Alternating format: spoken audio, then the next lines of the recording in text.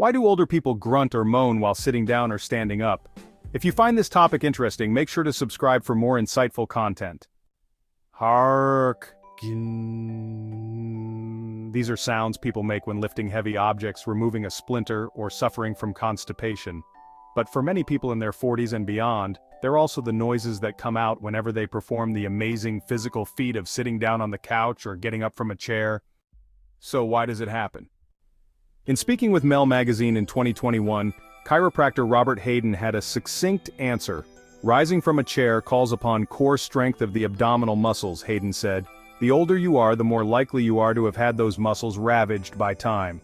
The muscles that would be used to pull yourself to a seated position from recumbent or to a standing position from seated are weakened. Sometimes, when straining with this kind of effort, people hold their breath in an attempt to augment muscle strength, Hayden continued. This may produce a grunting sound when breathing is resumed.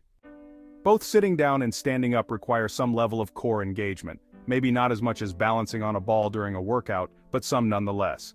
By tightening the core, you may exhale with a grunt. Younger people don't need to brace themselves in the same way, which is why a child can spring up from a sofa and begin dangling from a ceiling fan without so much as a peep. But that may not be the only reason people grunt in the course of mundane physical activity. It could also be a verbal response to pain or stiffness that often accompanies aging. If you've been sitting for a while, muscles in your hips might be resistant to sudden movement. Letting out a "yeah" is reflexive. Groaning isn't always a product of discomfort. We may let out a "herk" to signal to people that we're having a little trouble. Sometimes we may do it out of habit, having moaned in discomfort before and assuming we'll experience more of it.